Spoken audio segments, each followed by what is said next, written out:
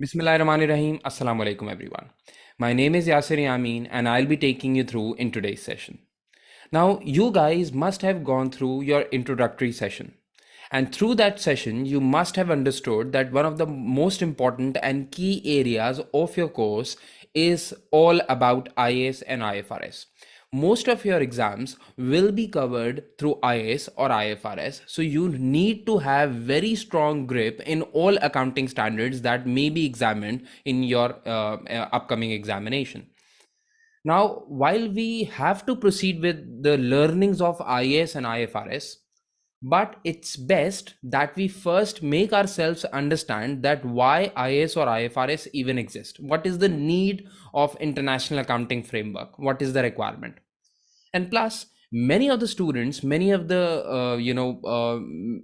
audience would be considering that why and how these IAS or IFRS are even made. How do they come into our lives? Who prepares them? Who is responsible for them?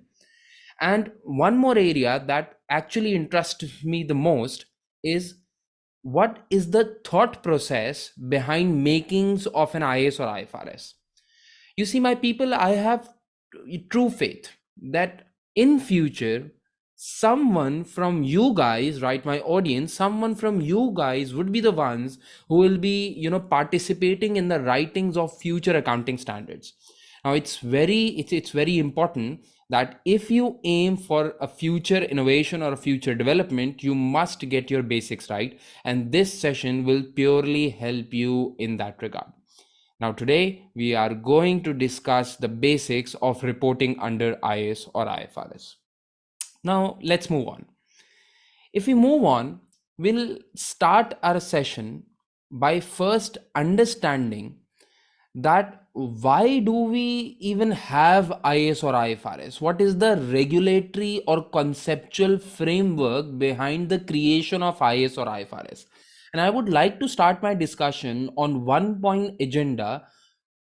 Was the world operating before the inventions of IAS or IFRS? Yes, true. How was the world operating before IAS or IFRS, and why was essentially the need felt for global accounting standards? Why was it a need at that point in time? So, we are going to discuss why IAS or IFRS were required in the first place. Why? You see, after the World War II, and in during 60s and 70s, 1960s and 70s, the whole world saw that globalization is taking place.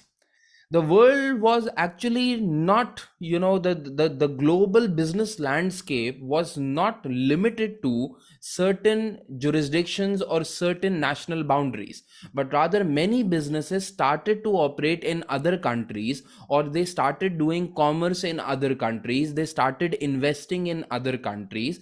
And since they started investing in other countries, they needed finance from those local investors to successfully operate in those on in those current countries.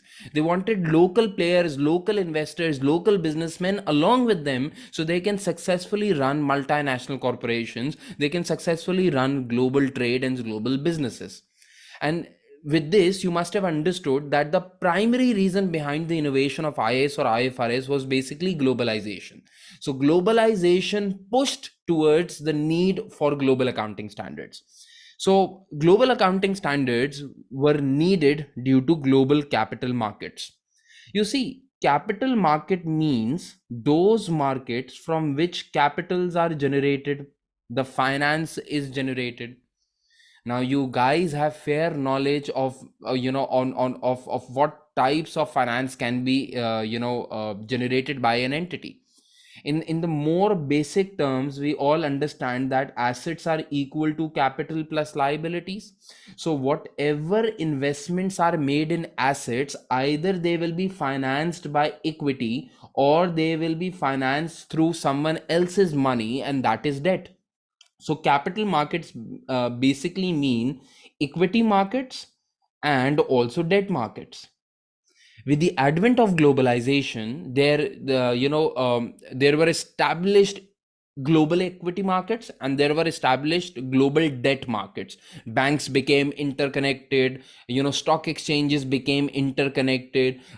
Certain companies in US wanted to list themselves in UK, and some UK companies wanted to list themselves in other countries. So globalization was happening, and by globalization, due to globalization, global capital markets were developing. And in order to make sure that people or investors are able to rightfully allocate their equities and debt finance into right companies, they wanted free and fair global accounting standards.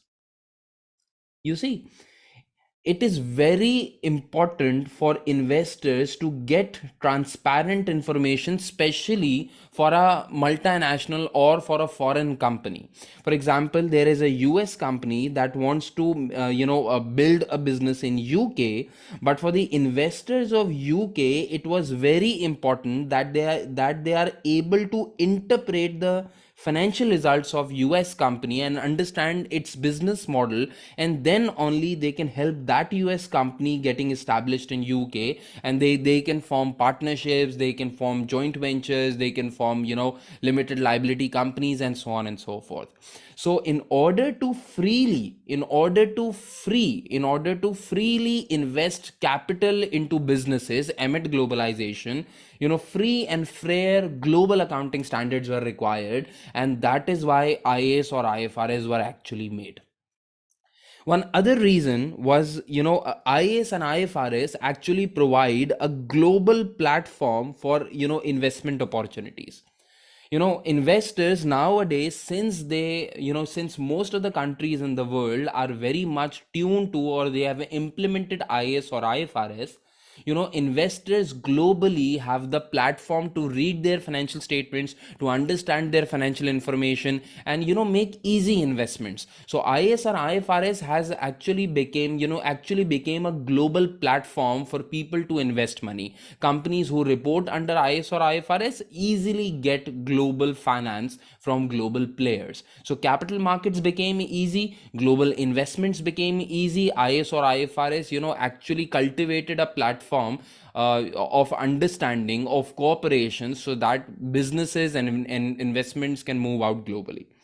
And the with the advent of IAS or IFRS, it also meant lower cost of capital. Now, some of you might have already studied the paper of financial management. For those who haven't studied, cost of capital is basically the cost of raising capital. Cost of capital basically means the cost of raising capital.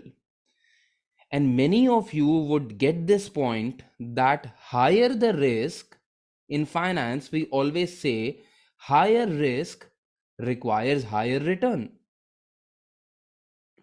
When IAS and IFRS were not there, it was very difficult to actually interpret the financial statements of companies that do not report under IAS or IFRS. It was very difficult to understand what are really the gross margins, the product margins, what is really the gross profits, the administrative expenses, what is the real cash flow, and what is the real financial position. Before IAS or IFRS, people felt that since they don't have access to free information, fair information, transparent, relevant, faithfully represented information, they always felt that there is a risk of investing in a particular company. So the risk was higher. And since the risk was higher, they always demanded higher return. Now, for investors who demand higher return, for them it is a higher return. But if you look at a company who is willing to raise finance from investors, either through the stock market or the debt market, for them it was higher cost of raising finance. It was higher cost of capital. Understood? So, transparent information allows investors to make good economic judgment calls. If when companies report under IAS or IFRS, it is a very standardized and transparent format for investors, so that investors can easily understand the business methodology and the business model. Since they have more access to, they have fair access to fair reporting and transparent reporting, there is lower risk in investing in such a company as compared to a company in which you feel there is less transparent information available.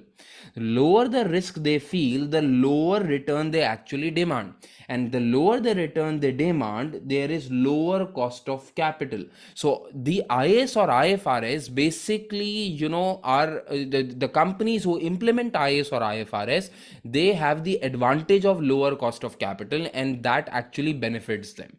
So definitely, what areas have we studied till now? Why IS or IFRS are important? Number one, due to globalization and due to the need of free markets, free capital markets, and capital allocation, it was true and fair information was required, and therefore IS or IFRS were needed. Globalization meant that there should be global phenomenons, global standards, and global accounting standards, and here IS and IFRS were actually implemented. Lower cost of capital was one reason. The other reason is that investors demand transparent and comparative information to help them make economic decisions. You see, all of the accounting we do is ultimately for the investors. Investors, shareholders are our primary stakeholders. You always understand that the CFOs and the accountants have a fiduciary duty towards their investors. Ultimately, we do whatever accounting we do for the benefit of our investors. We want their wealth, we want shareholders' wealth to be maximized. And shareholders can only maximize their wealth if they make the right economic decisions. And economic decisions can only be made based on the information available. If there is not good information available, my friends, then there certainly won't be good economic decisions. So transparent, fair information allows investors to make the right decisions so that they can maximize their own wealth and actually increase productivity overall for the economy. So definitely IS or IFRS helps in that regard. um, in all these years, how IAS and IFRS have actually helped companies. The companies who have implemented IAS or IFRS, the countries who have implemented IAS or IFRS, what are the advantages of implementing IAS or IFRS? Let's go through the advantages of IFRS standards. Now remember, there is one word IAS, which means International Accounting Standards, and there is one word which is known as IFRS, International Financial Reporting Standards. Now someone might ask, and you must be thinking this yourself, so that what is the difference between IAS and IFRS? Now, my friends, technically there is no difference. Technically, there is no difference. IAS and IFRS are the same things. You see, IAS used to be the old name of Global Accounting Standards, International Accounting Standards. But as the accounting studies have evolved, now it's not only debits and credits are important, but the presentation and the relevance of the information is also important. And that is why the accounting phenomenon has overall over the years developed into the term of financial reporting. Not just accounting, but eventual reporting of the financial information is also important. The transparent reporting of the financial information is also important, and hence the word accounting has developed to financial reporting over the years. And since accounting itself, the terminology of accounting itself has developed itself by the name of financial reporting, therefore the name of International Accounting Standards has also changed, and it is now IFRS, International Financial Reporting Standards. Now in this at this time IAS in the world still exist. There are many international accounting standards that still exist. For example, IAS 1, 2, 8, 7, 10, 12, 16, 20, 21, 23. There are many international accounting standards that still exist in today's world. But all of these international accounting standards will eventually be replaced with by the names of IFRS. Any new accounting standard, any new accounting standard comes by the name of IFRS. Any new accounting standard comes by the name of IFRS. And if an older international accounting standard is eventually replaced, and if an eventually, if an older accounting standard is eventually replaced, it is replaced by the name of IFRS. So when you guys grow up and eventually your children come to me for studying financial reporting, I'm very hopeful that by that time all IAS would be replaced from IFRS. And then maybe you can tell your children the story that there was Sir Yasir Yamin and we used to study international accounting standards. At that point in time there were international accounting standards, and now you guys see only IFRS. Eventually that has to happen. All IAS will be replaced by IFRS.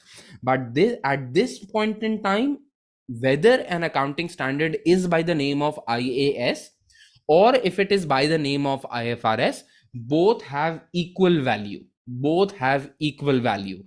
Till the time they are eventually replaced by IFRS numbers, they have equivalent values.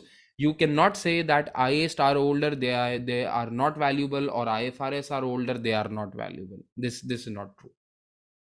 Right. So where were we? We were at the advantages of IFRS standards. So what are the actual advantages of IFRS standards? Let's go through our notes. So comparison between globally competing companies have been made easier.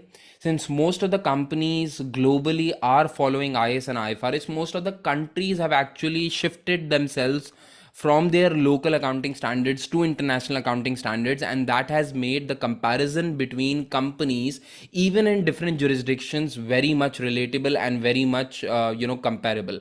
So for example, if you want to compare Apple with Samsung, which is a South Korean company, or you want to compare Samsung with Google, it is quite possible nowadays because many of the companies do follow IFRS, and those do not try to report under IFRS or will eventually be reporting under IFRS because most of the companies have actually adopted IFRS. So, the most relevant advantage for investors that their companies follow IFRS is that, it's easier for companies to raise capital. It's easier for companies to convince their investors of their financial information. It is easier for companies to get their financial results audited. It is easier for companies to build on comparatives between, with other companies. It is easier for them to perform benchmarking between global companies. So it's easier, for example, to compare Huawei with Apple. It's easier to compare any US company to an Indian company, or to compare an Indian company from a Pakistani company, or a British company. It is easier now because most of them follow international financial reporting standards, right? So the other advantage of of IAS or IFRS, which I just mentioned earlier, IAS and IFRS have been a platform for global investing. So basically, cross-border listings has led to efficient capital markets. So one very important area that we also study in financial management. Hopefully, when you come to that level, we are going to discuss that as well. So, for example, you are a portfolio manager, right? For example, you are a person, you are a chartered accountant, you are a financial analyst, you are a portfolio manager, and you have many investors, right? And these investors come to you and they say that, okay, we have $100 million, take this money and invest somewhere good. Okay, I have $500 million, you are a chartered accountant, you have very good knowledge of finance, why don't you invest my money somewhere and multiply my money, why don't you earn me some return? you know it's very important for an investor that their funds are actually allocated to the right places. Their funds must be allocated to the right companies, to the right places. It's very important. Otherwise, globally efficiency cannot pick up. Efficiency can only pick up when the right kind of investment goes to the right type of business. You see, you have seen many of the companies lately, you have seen many of the companies just go like that, boom. For example, you have seen Facebook. It was nothing, and it's one of the most valuable companies now.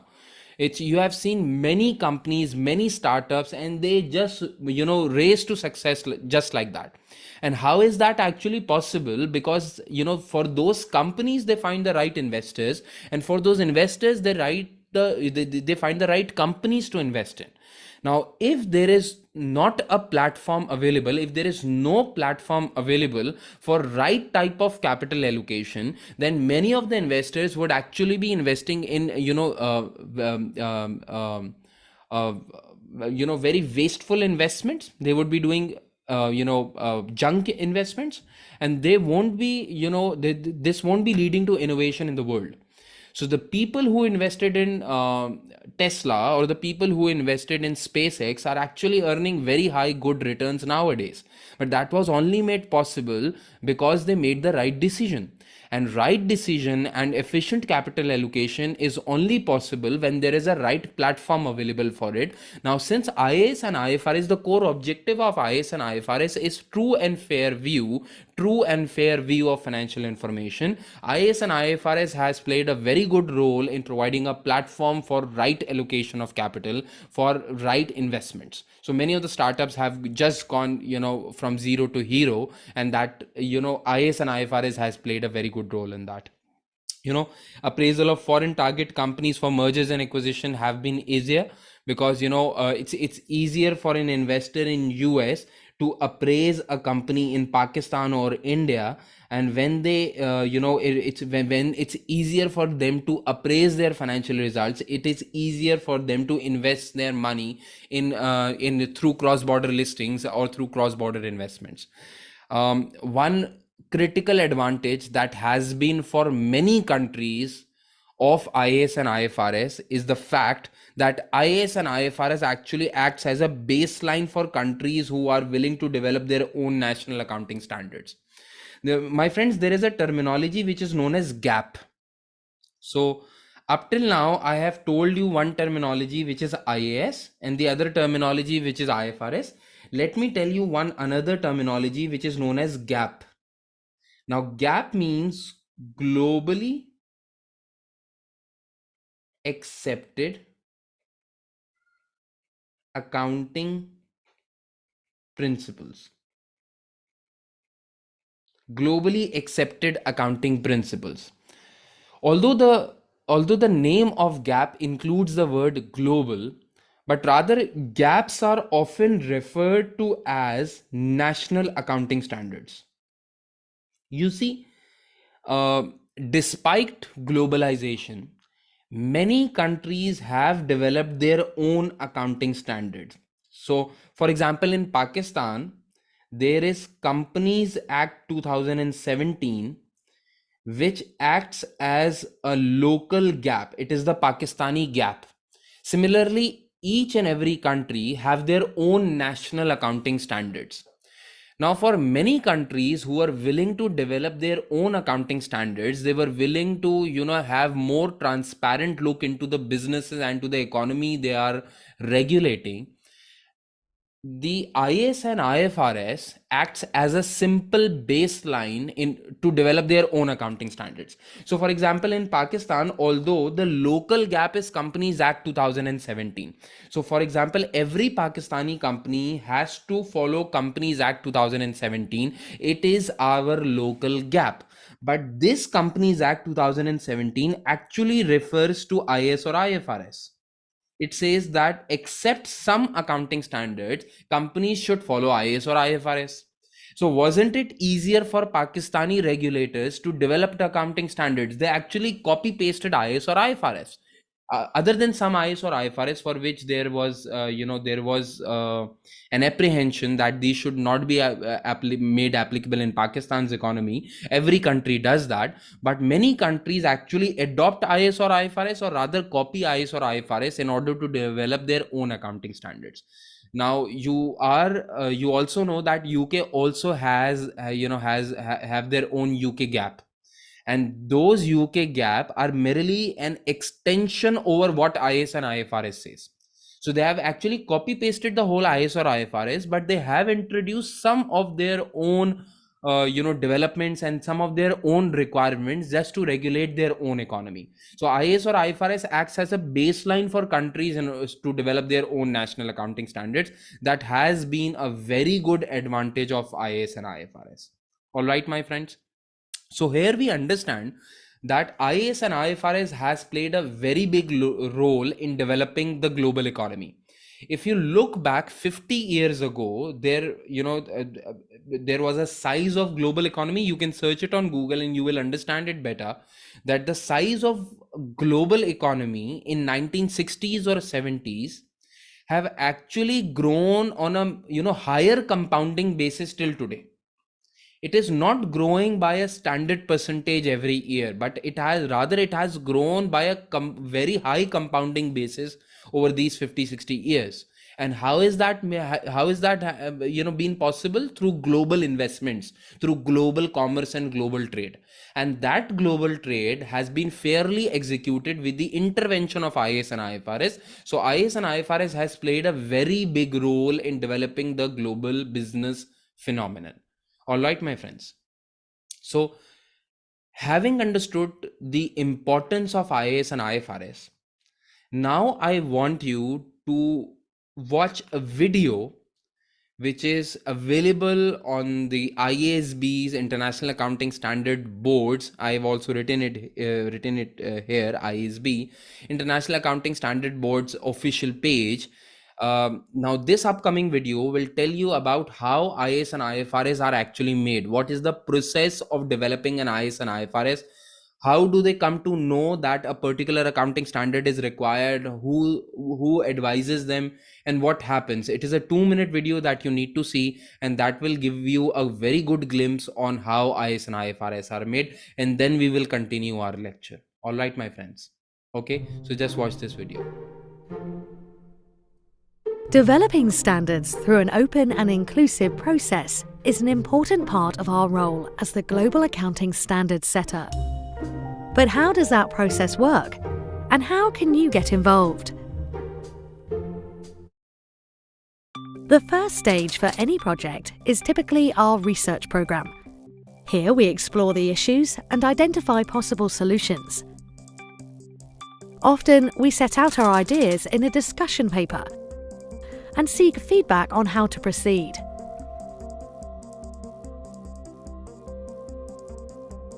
We select which projects should graduate to the actual standard setting phase. Then we begin to sketch out what the new accounting standard might look like. Our work is completely transparent. People can observe our board meetings and read our papers. When the draft standard is ready, we publish it as an exposure draft. We work hard to encourage feedback from around the world on our proposals. Anyone can participate and contribute. We also consult with our advisory bodies.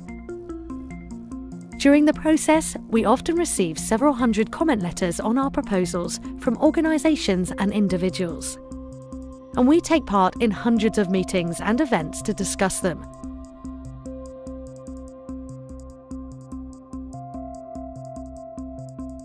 Based on the feedback, we make further refinements before we issue the new standard.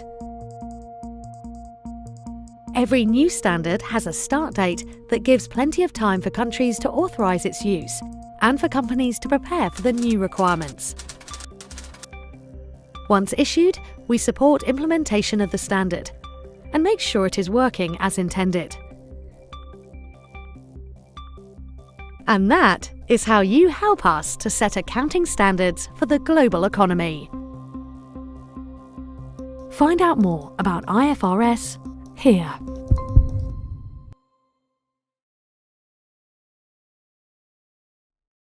All right, so you must have seen the video, and if you have seen the video, there was the whole process of how accounting standards are made and who are actually involved.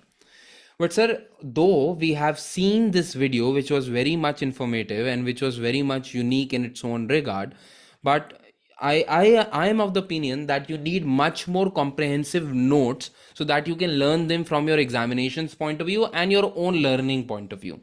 So I've made a summary for you on how the international financial reporting actually works.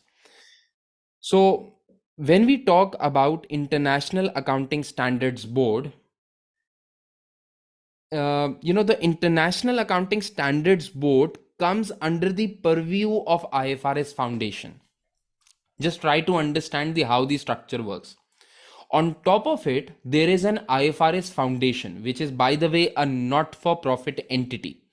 This entity was formed by the merger or by the collaboration of many countries, in which Pakistan was also one of them, UK was one of them, Australia was one of them, and they jointly developed a foundation that overlooks the global accounting standard setting process.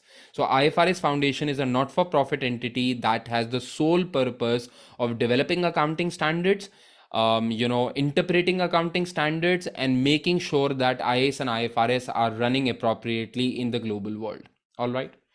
So IFRS Foundation has basically three branches. Okay.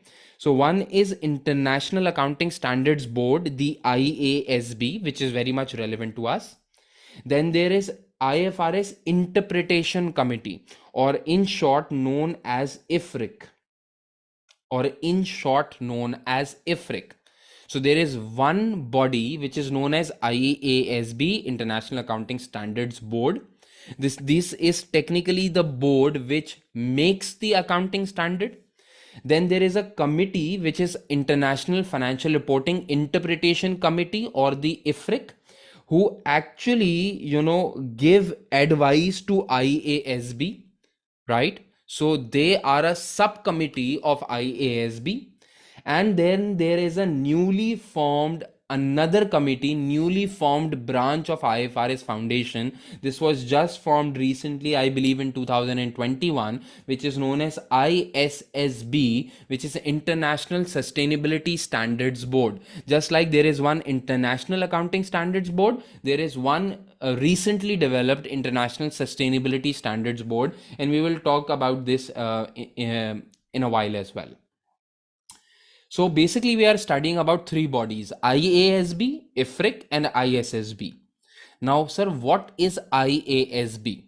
You see, IASB is basically a committee which consists of independent group of experts with an appropriate mix of accountants, auditors, and educationists. So basically it is a board, it is a group of people which are nominated from various countries and various accounting boards. So for example, ACCA has its own say in it, ICAP has its own say in it. Many accounting bodies, many national accounting bodies are part of this standards board. Many audit firms are part of this standards board. Many academicians, for like ACCA is an academic body, they are also part of that board. It is basically a committee which has an appropriate mix of accountants, auditors, and educationists who have the right knowledge on how accounting standards should be developed and what are the current issues prevailing the market. All right. So this committee is basically responsible for the development and publication of IAS and IFRS. So why IASB should be close to each and every accountant? Why it should be close to you guys? Because it is the core body which prepares the accounting standard. Whatever IAS or IFRS comes to the market, whatever IAS or IFRS is published or is about to be published, it comes through IASB. So it is the core body. It is the extreme of our wishes. It is the extreme of our wishes, my friends. Understood? So if you have understood the purview of International Accounting Standards Board, then you also need to understand the role of IFRIC. Many of you might have heard there is one accounting standard known by the name of IS1. Then there is IS2. Then there is there is no IS3, by the way. Then there is IS7. Then there is IS10. Then there is 12, 16, and so on and so forth. There are many IAs. And likewise, there are many IFRS. IFRS 1, 2, 3, 4, 5, 6. There are many IFRS as well in this world. You all know this. Now, this might be a surprise to you, but there are many IFRICs as well. In your course, I might mention sometimes IFRIC 1, 2, 3, 14, and so on and so forth. I might mention IFRICs. Now, sir, what are IFRICs? Basically, IFRICs are interpretations of International Financial Reporting Interpretation Committee. IFRICs are basically some interpretation documents issued by the IFRIC committee, which helps people to understand what has been written in IAS or IFRS. So, for example, I'll give you an example. There comes an accounting standard IFRS 3, business combinations. And when companies started to implement IFRS 3, for example, they had some queries in their mind. Or, for example, they felt that there is a particular area which is not specifically mentioned under IFRS 3. There is a particular transaction type which is not particularly mentioned in IFRS 3. So the company or the auditors or the body is actually confused that how this IFRS should be implemented in practice. They are confused. So what they do is many stakeholders like accountants, auditors, educationists, they write it to IFRS interpretation committee. And those interpretation committee actually release some documents, providing interpretations of the said accounting standard. Now, I'll give you an example of how IFRICs work. So I'll give you an example of any religion, right? So you talk about any religion, there are certain divine books in a religion. It's the same in Islam, it's the same in Christianity, it's the same in Hinduism, it's the same, right? So for example, I'll give you an example of my own religion, which is Islam. So for example, in Islam there is Holy Quran, which gives us the right guiding path on how to live a life and how to obey our mighty Lord. But there are certain provisions of the Quran which may not be understandable to us in its right domain, or there may be a certain level of transaction, a new transaction which I cannot specifically find out in Quran. So what Muslims do is they actually refer to ahadith, and they actually refer to sunnats, or they actually refer to imams, and they guide, they interpret the teachings of Holy Quran, and then they guide people on how to deal with this new transactions and new ways of living in today's world, right? So you see what role ahadith and what role imams play. Similar role is of IFRIC if you talk about the International Financial Reporting religion. Whenever there is a query, there is a lack of understanding of a particular accounting standard, or if there is a particular area which is missing under IAS or IFRS, people write to interpretation committee, and then they issue their documents which outline on how this transaction should be dealt, and what is the scope of IAS or IFRS in this regard, or what is the correct interpretation of an accounting standard in this regard. Now, the first time this interpretation committee came up with something, it was known as IFRIC 1. The next time they came up with something, it was known as IFRIC 2, and so on and so forth. The number sequence actually works like that. Make sense? So IFRS interpretation is a committee which actually supports IASB in consistent application of IFRS. Okay. It has 14 voting members which are appointed by IFRS Foundation. So the IASB does not appoint IFRS interpretation committee. No. There are clear segregation of duties, my friends. So although IFRS interpretation committee advises the International Accounting Standards Board, right? It is a subcommittee of IASB, but the appointments are made by the foundations and their trustees themselves.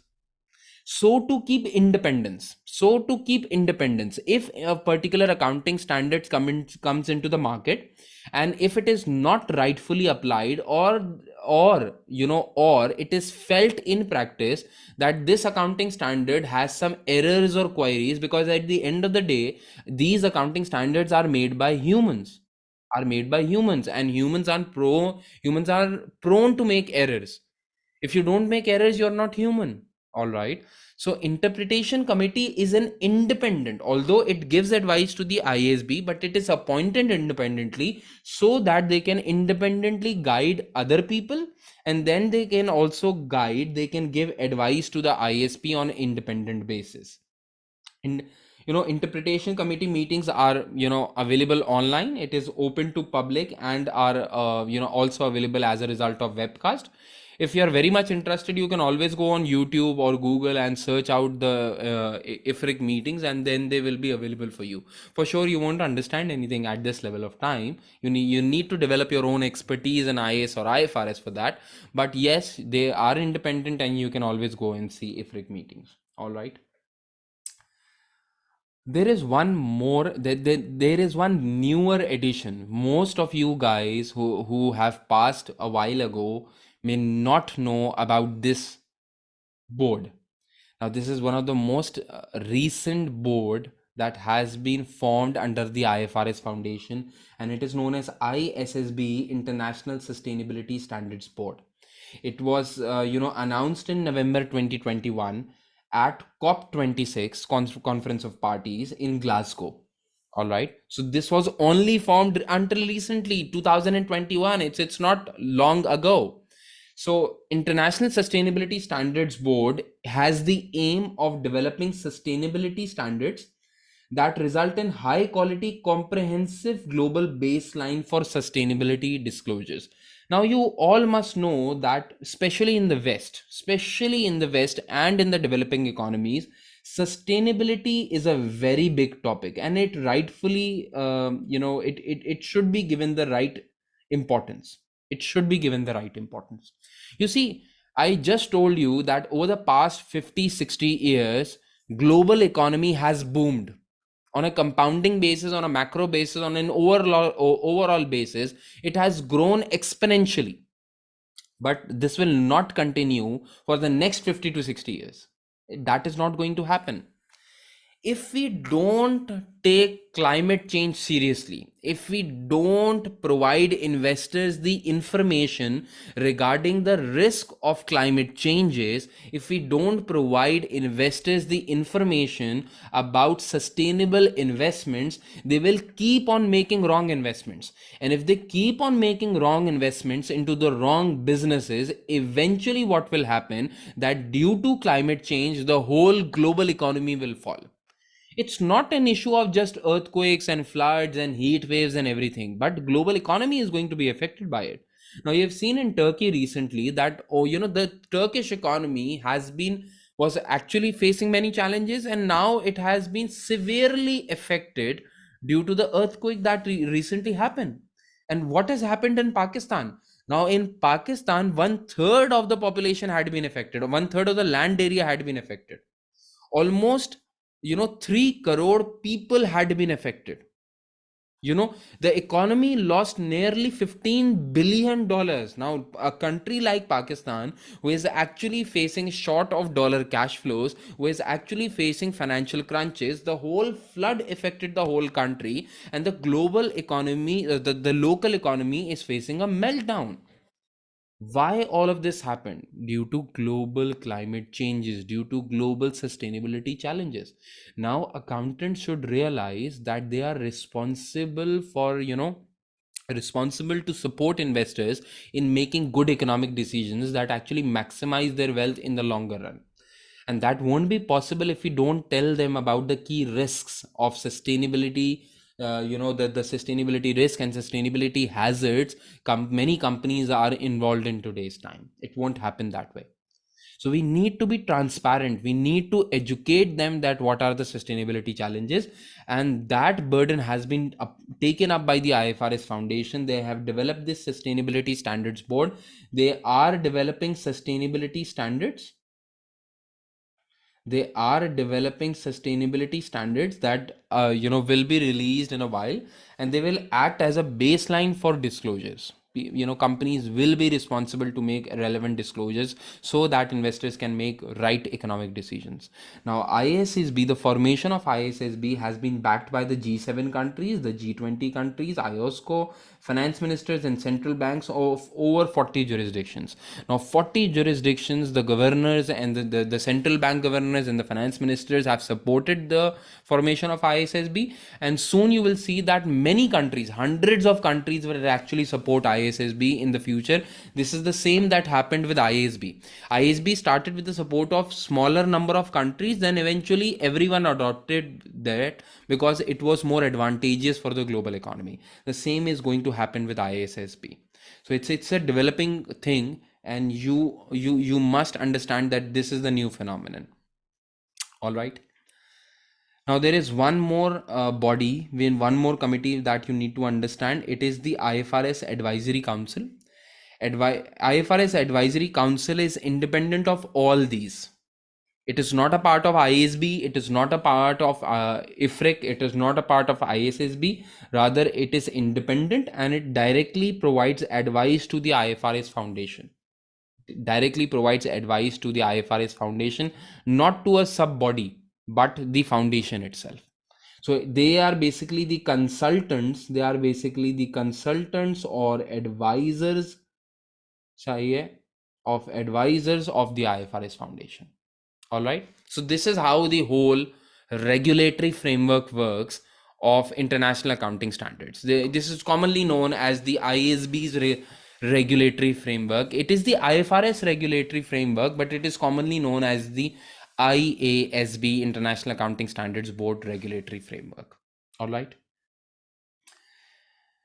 Now, if you have understood the IASB's regulatory framework, I want you to take you through to one very important area, and I'm going to take my time here.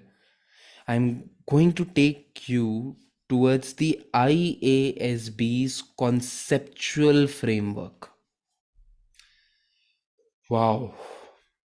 This is very important, my friends. Very important. I would suggest that you leave everything. Leave everything. Just listen to what I have to say.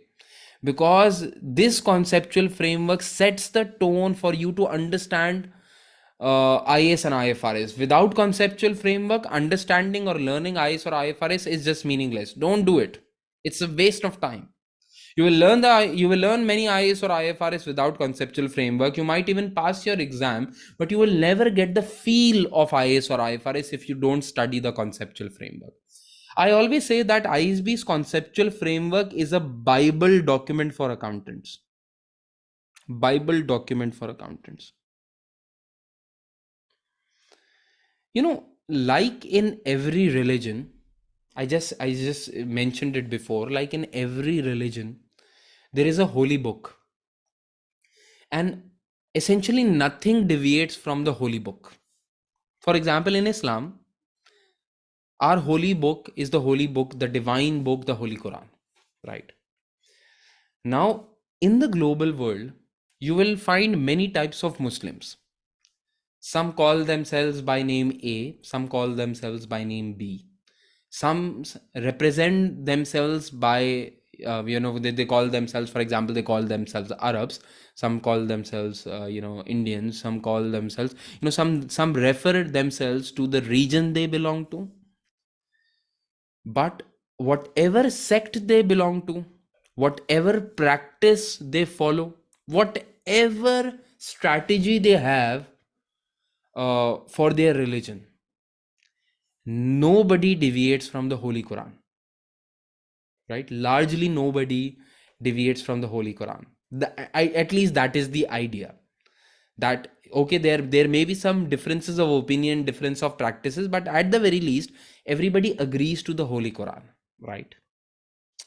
Now, if you consider financial reporting a religion, and IAS and IFRS practices of those religion, right? So for example, Islam is the religion and namaz is the practice. The prayers and the fastings are the practice under Islam. Likewise, if financial reporting is a religion to us, for us accountants, it is everything, right?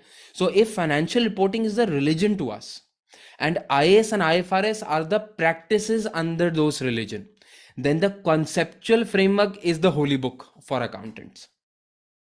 You understand?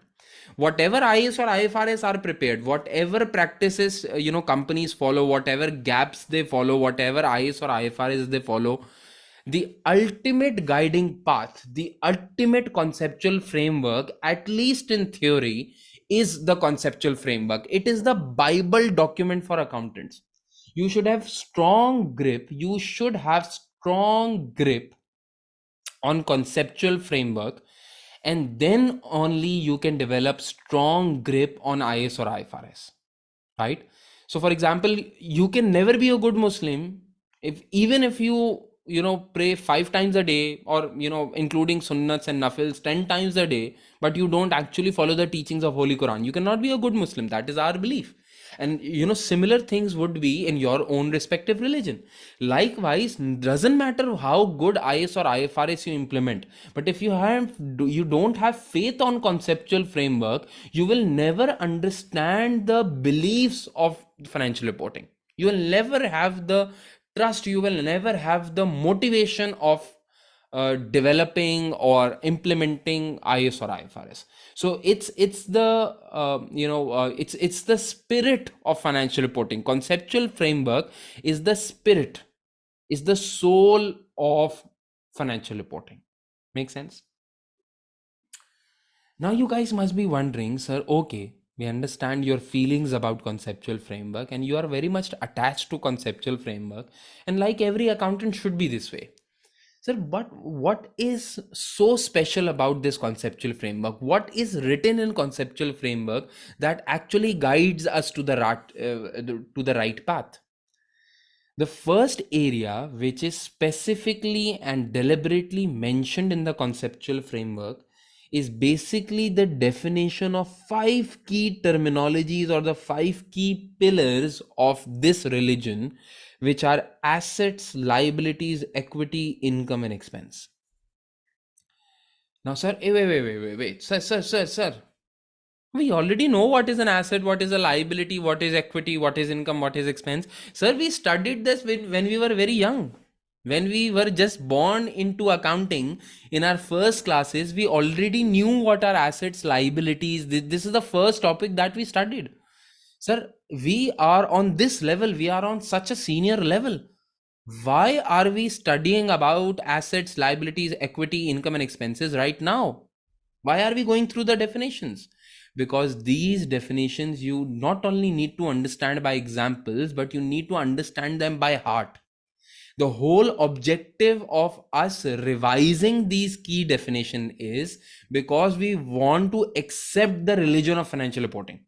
And that can only happen when you read the teachings of this holy document. All right. So we need to spend some minutes on this conceptual framework 5 definitions. So we clarify our thoughts, clarify our concepts, and then only we can move on to learning of IS and IFRS. Right. So I'll just keep my focus on the areas in which there is most of the knowledge. So most likely, by the way, the conceptual framework was revised in 2018. Now, this must be very much surprising for you because many religions don't change over time. The concept of religions and the concept of Bible and the concept of the holy books is just that they are forever. They have the teachings that last forever. But since the conceptual framework is not made by God, it is made by humans, it is subject to change. Humans learn as they progress, right?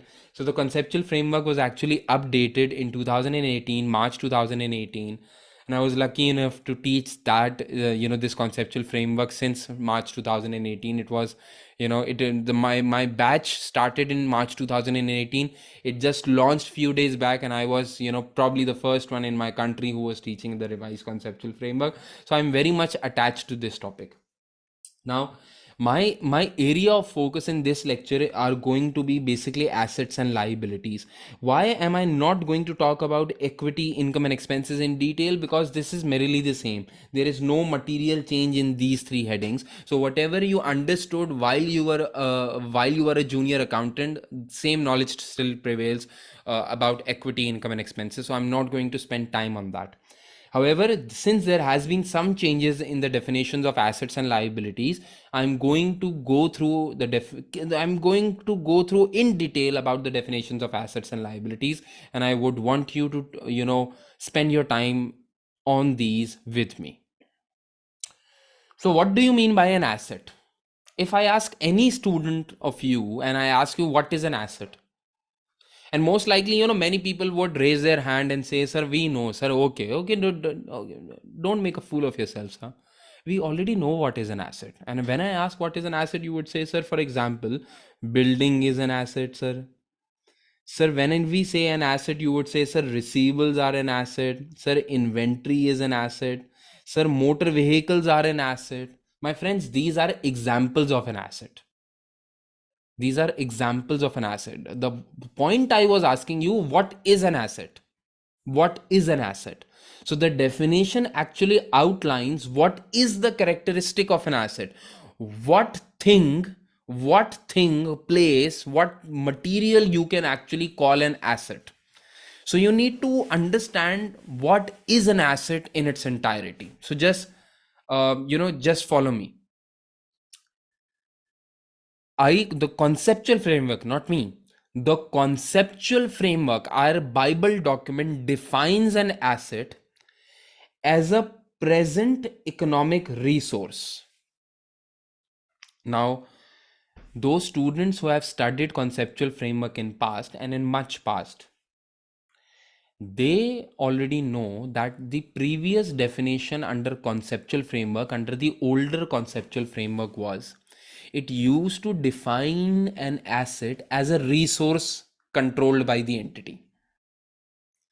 You know, today's conceptual framework, our Bible document, which is prevalent now, defines an asset not as a resource controlled by an entity, not as a resource controlled by an entity. That's the past definition. That's the old definition.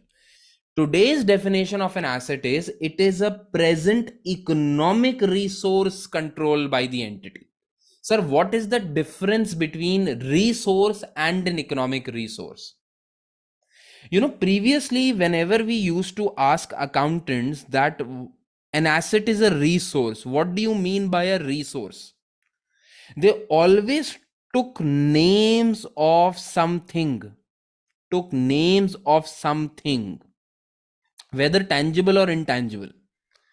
Accountants all over this period have had this understanding that an asset is a thing. For example, land, it is a thing, it is an asset. If you own it and control it, it is your asset. You always have the idea that, for example, if you have a software, it is an intangible, but you have a thing called software. And since it is a thing that you control, it should be an asset. If you have a car, it is a thing that you have. You can see, you can feel it, right? So since it is a car, it is a thing, you call it an asset. That was the previous understanding of accountants.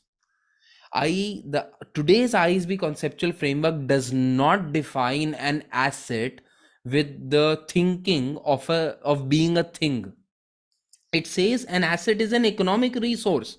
And sir, what is an economic resource? An economic resource is a right to potential economic benefits. Wow. Wow. Sir, what is the difference? There is a difference. Previously, people used to think that if there is a thing that can provide you benefit, for example, there is a building that can provide you benefit in terms of accommodation and in terms of business activity, since it is a thing which I control, it is an asset. But not now. In today's time, an asset is an economic resource. It is the right to earn a benefit. It does not need to be a thing in physical presence.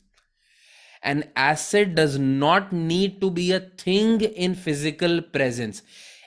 It can be a single document which can be an asset. It can be a single document which can be an asset for you, because that document has the potential for you to earn economic benefit. Let's talk about it. It's a common example is leases, right?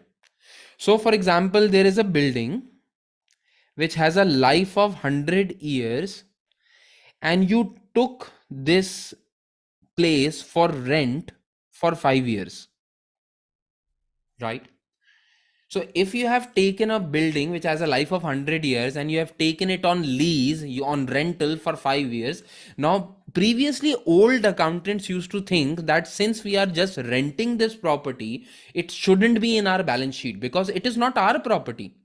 Out of the 100 years, we have only taken this property for 5 years. For 95 years, it is going to be with the landlord. So basically, landlord is the rightful owner of that building. He or she should recognize it as an asset in their own financial statements. But that is not the concept right now. Under today's definition, an asset is an economic resource which has the potential to earn economic benefit. It does not need to be a thing. If as a result of a lease agreement you acquired a place which provides you economic benefits for 5 years, then since it will provide you potential benefits for 5 years, these potential benefits must be recognized as an asset. And now some of you might say, and some of you students might say, sir, but we don't own this asset. We don't own this building. The documents are not in our name. And that is what the conceptual framework is trying to make you understand. The building does not need to be in your name. You do not need to be controlling major life cycle of the asset. It is not the concept. Are you earning economic benefits through rental of this property for 5 years? And you would say, yes, at least for 5 years, we have economic benefits. And then you should recognize these economic benefits as an asset in your books. It doesn't matter if you have lifetime control of this asset or not. It is the right which is an asset, not actually the physical asset which is an asset. So for example, even if you own a car,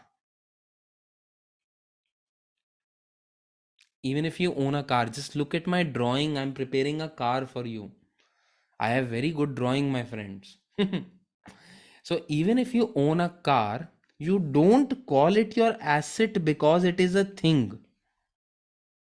You call it an asset because it will provide you economic benefits in future. So you have a right to economic benefit. So for example, if a company has a car which is junk, it won't provide you any economic benefit. Then doesn't matter if it is physically present in front of your company's door. It doesn't matter. It won't be an asset in your books. Because if it is a junk car, if it is just a showpiece car, it is not going to be used to earn economic benefits in future. Then even though it is physically present, you won't call it an asset in your books. But you call a car an asset in your books just because it has the potential to earn economic benefits. Any asset is an asset not because it is physically present in front of you. No. Any asset is an asset only because it has the potential to earn economic benefit to you. It has the right to earn economic benefit. So rights are important. So you understand what is the real difference between your own understanding of what an asset is and how conceptual framework defines an asset. An asset is not a thing, not a thing. Now today's conceptual framework focuses on the right to benefit rather than the benefit itself. The car itself is not important. The benefit of car is important. If there is physically a car available but you cannot get any benefit from it, it is not an asset in your books. Simple. If you have a car and you have the right to earn economic benefit, not money benefit, but economic benefit through usage, through deliveries, through logistics, if you have the right to earn economic benefit, it is an asset in your books. So the main focus is on right to earn economic benefit. here, right? There have been many accounting standards that have been affected through the intervention of new definition of assets. I'm just going to name them. For example, IFRS 16 leases. It is a direct consequence of an update of assets definition. When you study IFRS 16 with me, you will understand that IFRS 16 is the invention of the revised conceptual framework. Leases, even leased assets will be recognized in assets in your books. You will study when you reach IFRS 16. IAS 38 intangible assets have been affected, IAS 40 have been affected. So many accounting standards have been affected by the clarification of conceptual framework with regards to what an asset is. What an asset is. Make sense? So now you have a fair understanding of how to interpret the definition of an asset. Now, when we go and study different accounting standards, particularly the asset ones, you will be able to link my knowledge of IAS and IFRS with the conceptual framework to get a better feel of it. That's the whole objective. Mhm. Now, let's also go through the definition of liability. Before I even move on to the definition, what is a liability? Now, when I ask you what is a liability, the most blunt feedback that would come into your mind is, sir, liability means an obligation. You are right. A liability means an obligation, but not all obligations are your liability. Not all obligations can be reported as a liability in your books. I'll make you understand. You see the definition of liability in conceptual framework. It defines liabilities as a present obligation. I'll stop here. A liability is not just an obligation. It is not just an obligation, but a present obligation. Sir, what do you mean by the fact that liability is not just an obligation but a present obligation? In order to record any liability, any obligation in your books of accounts, it must be a present obligation. For example, I am a fellow chartered certified accountant. Now, when I sign up as a fellow chartered certified accountant, I have a constructive obligation. I have an obligation upon me to pay subscription fees. As a member, don't you feel I'm obligated, even if not by law, by my own feelings, by my own ethics, by my own published policies and my understandings and my relation to ACCA, don't you feel I'm obliged to pay subscription fees of each year? So, for example, let's just assume, nobody knows it, but let's just assume that I'm going to live for another 10 years. Only God knows, only Almighty Allah knows how long I will be living. But let's just assume that I have to live for another 10 years. That means I'm liable to pay for another 10 years. I have to pay ACCA subscription fees, whatever it is due.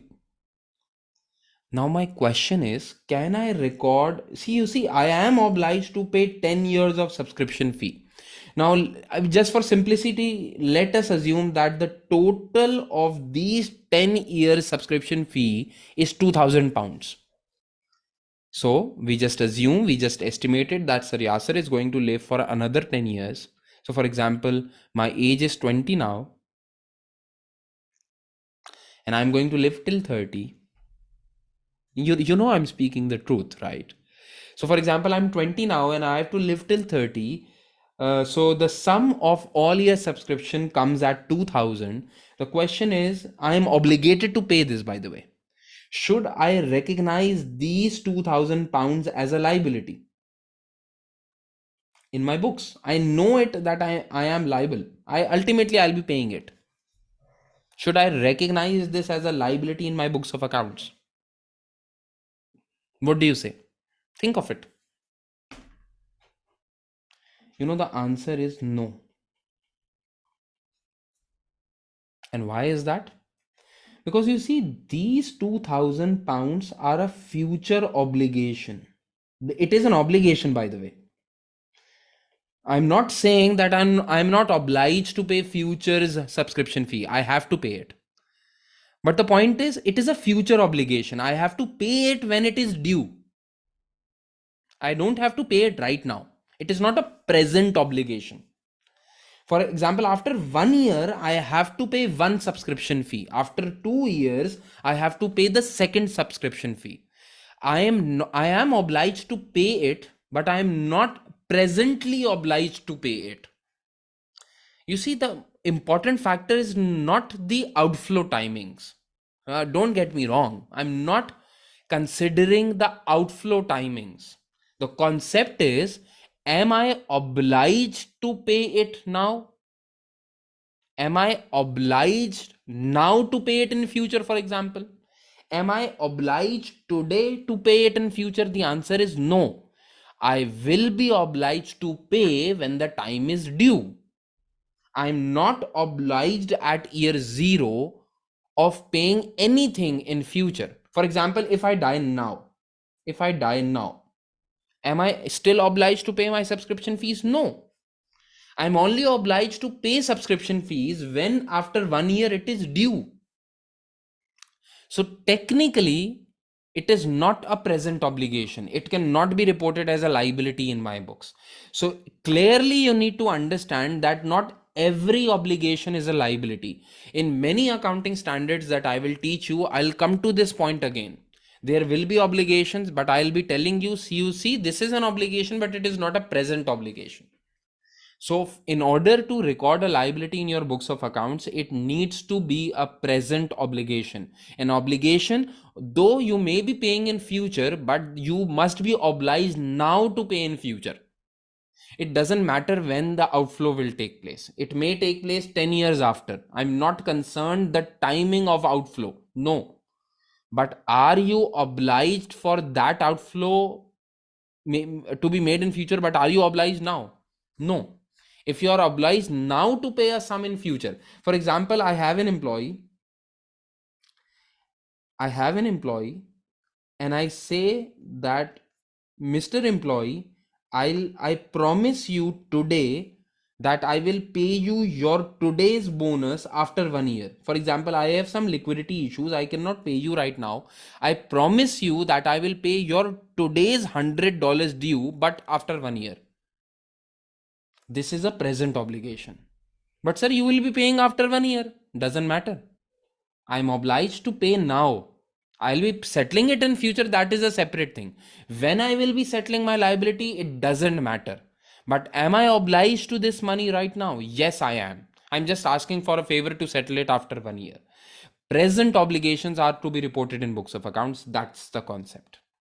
A present obligation of the entity to transfer an economic resource as a result of past events. That is the most important thing.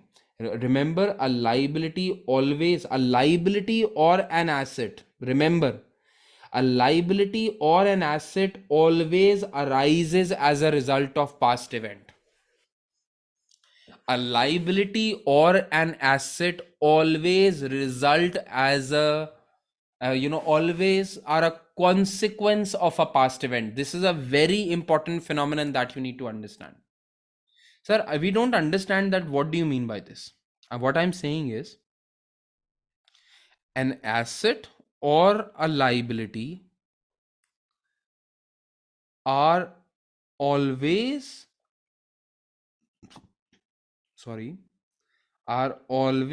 a consequence of some past event.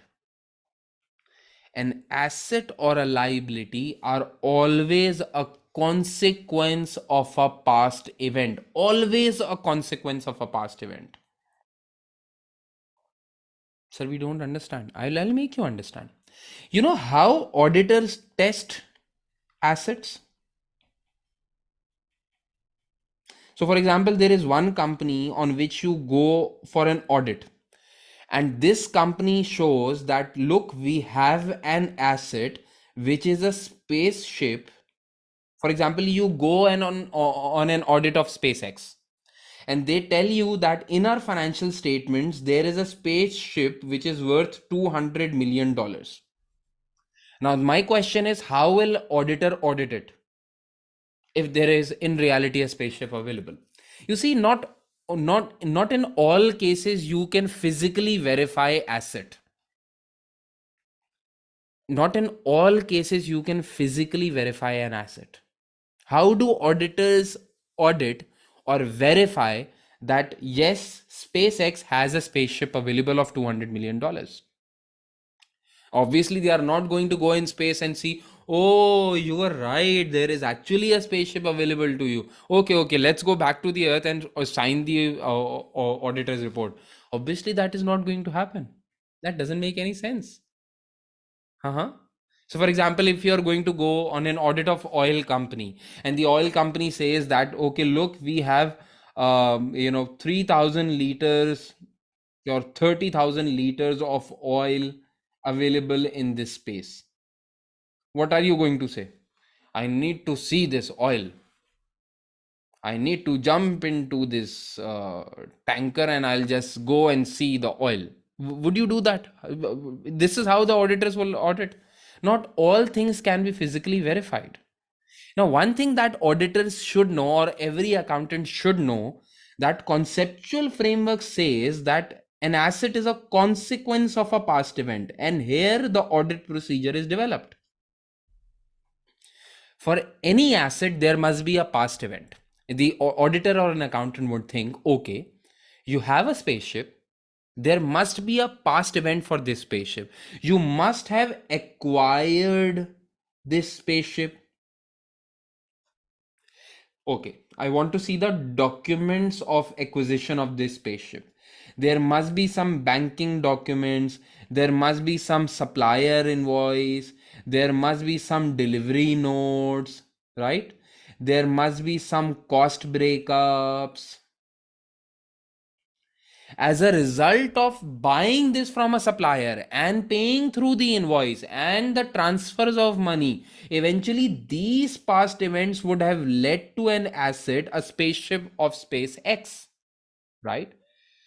So, understanding the fact that assets and liabilities are always a consequence of past event is very important. And this is how auditors audit assets and liabilities often. They check, they have the understanding that okay, if there is an asset, there must be a past event through which an asset came. If you have inventory as an asset, there must be a purchase, there must be a purchase order for that inventory. I will audit the purchase order, hence I will audit the inventory. Make sense? Make sense? So, for example, a company says that see, I have $2 million of loan liability. How will you audit it? How will you audit it? You will say that, okay, if you have a loan liability, there must be a past event of this liability being taking place. There must be a loan agreement with the bank. Who is the bank? On what terms did the bank give you this loan? I want to see the working. I want to see the document. I want to see the loan agreement. I want to see the facility agreement, and so on and so forth. Through past events, you audit assets and liabilities. And you will only be able to audit if you have the understanding that assets and liabilities are always a consequence of past events. That is one key area that I had to focus on, right? So assets are basically an economic resource, not just a resource. They arise as a result of past event. And a liability is a present obligation, not just an obligation, a present obligation which arise as a result of past events. This is what you need to understand. You know, the conceptual framework also defines an obligation. An obligation is a duty or responsibility that the entity has no practical ability to avoid. The concept on how you measure a liability, this will be relevant in future. I'm just giving you a glimpse of it. The concept of having a liability and measuring a liability in your books of accounts is pretty much related to the fact that if you have a practical ability to avoid that obligation, yes or no. Now, there can be some liabilities which are difficult to measure. There can be some provisions which are difficult to measure. But the current conceptual framework actually says that it's not about understanding the outflow. You do not need to measure if you will have the funds or if you can calculate how much money will be required to settle an obligation. The concept is, will you be able to practically avoid a liability, yes or no? It's not about money, it's about the practical obligation. Will you go into winding up if you don't settle it off? If yes, then it is a liability, even though you are unable to measure it. Now, all of the things that I'm saying, which you will ultimately understand in future, but it's more important to understand that practical ability supersedes theoretical ability. It's more important for accountants to understand that all liabilities on which there is no practical ability to avoid, all liabilities on which there is no practical ability to avoid that obligation, these must be booked in your books of accounts. Even if you have a theoretical ability, even if you have a theoretical ability, but there is no practical ability to avoid an obligation, you must record such liabilities in your books of accounts. I'll give you an example. I'll give you a most recent example. So in Pakistan, many container ships were literally frozen. They were standing on the port. In Pakistan, Pakistan is recently facing some liquidity issues. So due to those liquidity issues, the government was not allowing clearance of some containers, and these containers were stuck on the port. Now, you know, the shipping company,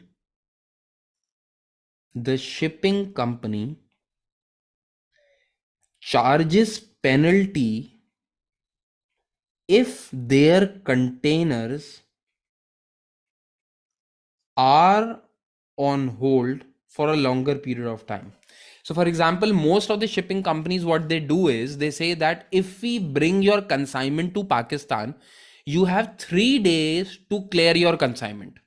If you are unable to clear the goods in 3 days, then we will charge you penalty because we own the container and you are blocking our container. If you don't give us the container back, we won't be able to ship other goods of other countries to other places. So they basically charge a penalty to you so that you timely clear your goods. Now in Pakistan, due to this import blockage and import restrictions, many of the containers were stuck at the port. And due to this stucking at the port, shipping companies had the right to charge penalties to local companies because their containers were stuck at the port. Now one day the ports minister came in and he gave a press con, and said that, okay, you don't need to pay anything to shipping companies, we are just waiving it. You don't need to pay anything.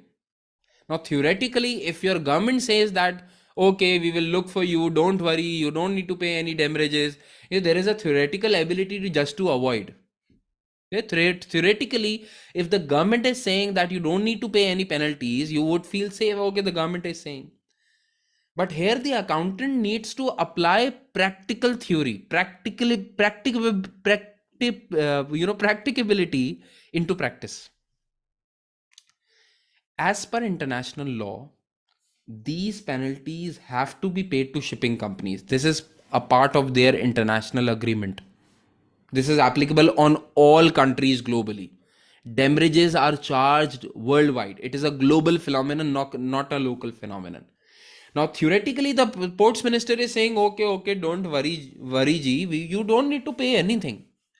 Theoretically, you don't need to pay anything, but the accountant needs to make his judgment. Is this a theoretical ability problem or a practical ability problem? Practically, no shipping company will allow you to touch their container unless you have paid that demurrage. Unless that you have paid that demurrage. Now, if an accountant feels that practically there is no possibility to avoid an obligation, irrespective of what politically a ports minister is saying, unless you have a practical, if you don't have a practical ability to avoid an obligation, you must book it as a liability. So I just gave you a practical example on how should you understand liabilities.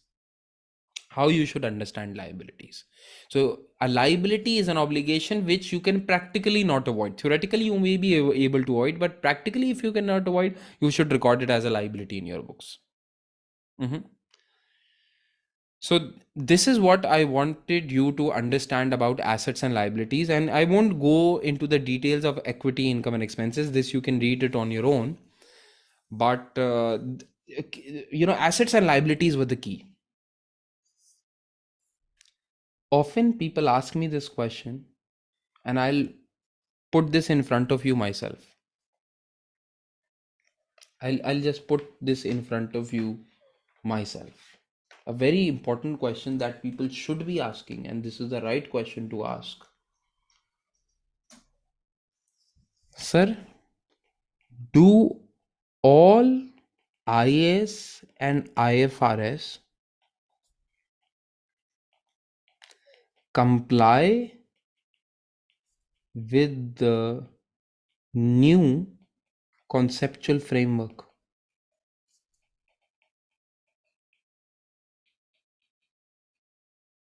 The question here is, do all IAS and IFRS that are practically available in today's world, do they all comply? Do they all comply? In today's, do they all comply with the conceptual framework?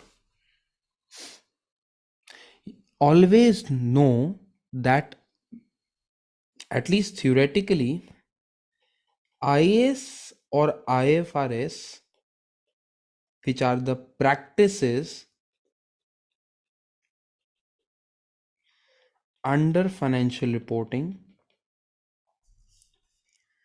all IAS and IFRS, which are the practices under financial reporting, they come from the conceptual framework. But I just told you that the conceptual framework has been revised. So do all IAS and IFRS comply with the new conceptual framework? The answer is no.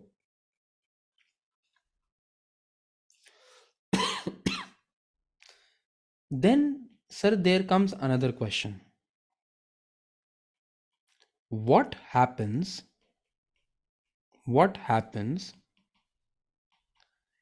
if there is a conflict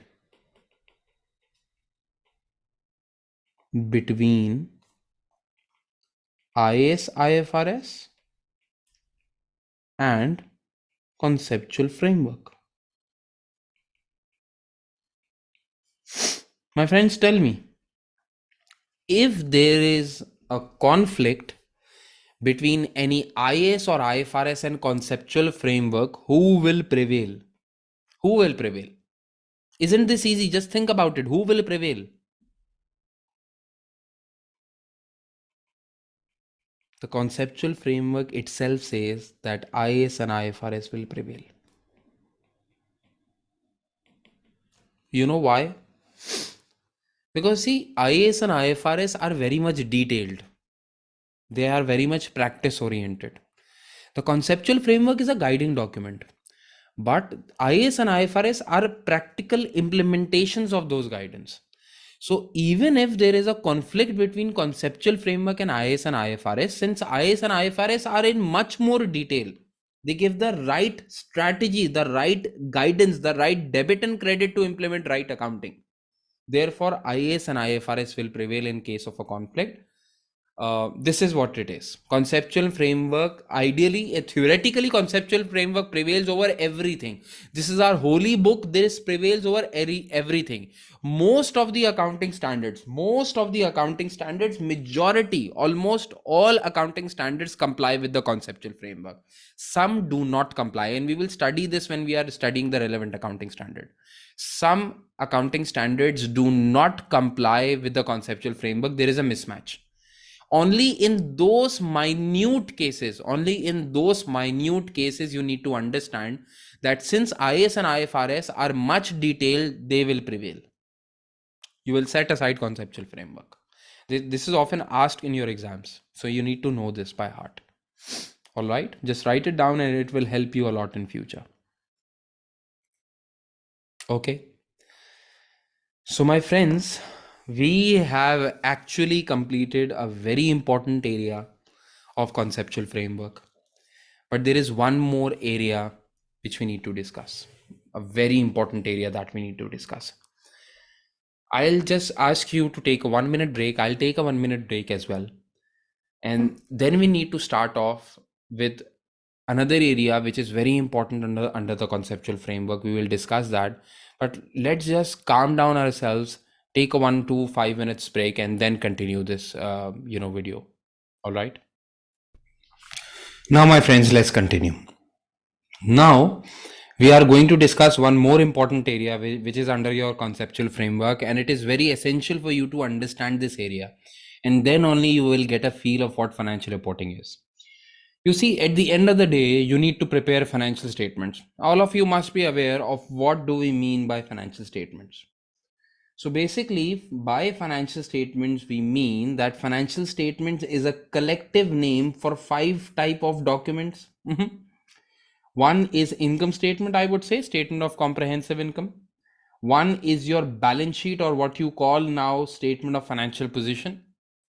One is your statement of cash flows. One is your statement of changes in equity. And one are your notes to the accounts, or I might call them disclosures. So these 5 type of statements are collectively known as financial statements. So I would call financial statements a collective noun, right? So all of you must be aware from your basics and through the introductory lectures as well, that at the end of the day, you need to prepare financial statements for one company or for group companies on a global scale, right? Now, conceptual framework defines, you see, conceptual framework is a Bible document for us. And when the conceptual framework is pushing you towards the practical scope of IAS and IFRS, it is advising you, it is telling you what is required from you when you study those IAS and IFRS, what is required from you. And these are the qualitative characteristics of financial statements. My friends, when you grow up and you prepare financial statements, those just not need to be just financial statements, but those need to be with certain type of qualities in them. There must be certain type of good qualities that must be present in those financial statements, and then only they will be known as financial statements. All right. So there are 2 types of qualitative characteristics required under conceptual framework. One type is known as fundamental qualitative characteristics. The other one are known as enhancing qualitative characteristics. Sir, what do you mean by both of them? You see, fundamental qualitative characteristics are those characteristics that are fundamental to the presence of good quality financial statements. You see, you can say that financial statements are just 5 pieces of papers. One page for your P&L, one page for your SOFP, one page for your SOCF cash flows, one page for your SOCIE, one page for your notes. Financial statements are just not 5 pieces of papers, you need to understand. Financial statements are those 5 pieces of papers which at least have the fundamental qualitative characteristics embedded in them. When auditors come and they give you an audit report and they reasonably assure the investors of the true and fair view of these financial statements, they are looking for at the least fundamental qualitative characteristics in them. The fundamental qualitative characteristics, and these are two fundamental qualitative characteristics that we are going to study right now. But if these fundamental characteristics are not present in these 5 documents, then no matter how good they are formatted, they are junk for us. These will only be called financial statements when, at the very least, fundamental qualitative characteristics are abided by, are present. Otherwise, no matter how good, how beautiful you have prepared those financial statements, those are not financial statements as per our holy book or as per conceptual framework. Now, fundamentals are mandatory, but there are certain enhancing qualitative characteristics which are voluntary. Now, enhancing qualitative characteristics are those characteristics which are good to have.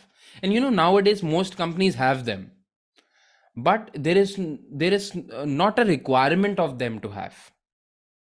They are good to have, but it's not mandatory to have. It is voluntary to have.